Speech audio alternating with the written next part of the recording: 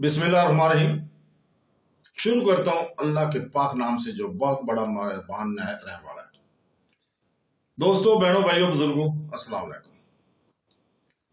اللہ تعالیٰ کے فضل و کرم سے ہمارے پیارے نبی صلی اللہ علیہ وسلم کی رحمت سے ہم آپ کو اپنے سلسلہ وار حدیث نبوی کی ایک اور قسط میں خوش آمدید کہتے ہیں۔ اس سفر میں ہم حدیث کی سب سے مستند مجموعہ صحیح بخاری کو بیان کر رہے ہیں، جسے امت نے قرآن پاک کے بعد سب سے معتبر کتاب قرار دیا ہے۔ ہر حدیث جس کی ہم بیان کریں گے وہ صرف الفاظ کا بیان نہیں ہے، بلکہ یہ ہدایت کا چراغ ہے، سنت کا ایک دریچہ ہے اور رسول پاک صلی اللہ علیہ وسلم کی لازوال حکمت کی یاد دہانی کراتا ہے۔ ہمارے پیارے نبی صلی اللہ علیہ وسلم نے فرمایا، تم میں سے بہترین وہ ہے جو علم سیکھے اور سکھائے۔ ان حدیث کو سن کر اور ان پر غور کرنے سے ہم علم کو پھیلانے اور سنت رسول کے احیاء کے اس عظیم مشن میں حصہ لے رہے ہیں۔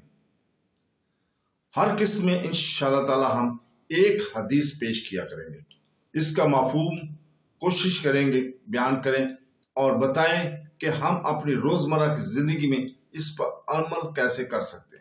اللہ تعالیٰ ہمارے دلوں کو سمجھنے کے لیے دل کھول دے اور ہمیں اپنے رسول پاک صلی اللہ علیہ وسلم کی تعلیمات پر عمل کرنے کی توفیق عطا فرما۔ آئیے آج کی مبارک حدیث صحیح بخاری کی حدیث نمبر 1 سے شروع کرتے ہیں، جس میں بخاری رحمۃ اللہ علیہ فرماتے ہیں کہ ہم کو حمیدی نے یہ حدیث بیان کی۔ انہوں نے کہا کہ ہم کو سفیان نے یہ حدیث بیان کی۔ وہ کہتے ہیں کہ ہم کو یحییٰ بن سعید انصاری نے یہ حدیث بیان کی۔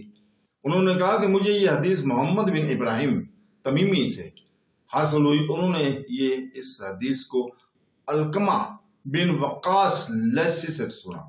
ان کا بیان ہے کہ میں نے مسجد نبوی میں ممبر رسول پاک صلی اللہ علیہ وسلم پر عمر بن خطاب رضی اللہ تعالیٰ کی زبان سے سنا۔ وہ فرما رہے تھے کہ میں نے جناب رسول پاک صلی اللہ علیہ وسلم سے سنا، آپ صلی اللہ علیہ وسلم فرما رہے تھے کہ تمام اعمال کا دار و مدار نیت پر ہے اور ہر عمل کا نتیجہ ہر انسان کو اس کی نیت کے مطابق ہی ملے گا۔ پس جس کی ہجرت ترک وطن دولت دنیا حاصل کرنے کے لیے ہو یا کسی اور سے شادی کی غرض سے ہو، پس اس کی ہجرت انہی چیزوں کے لیے ہوگی جن کے حاصل کرنے کی نیت سے اس نے ہجرت کی ہے۔ الحمدللہ پیارے بہنوں، بھائیوں، بزرگوں، ہم صحیح بخاری کی آج کی حدیث کے آخر تک پہنچ گئے ہیں۔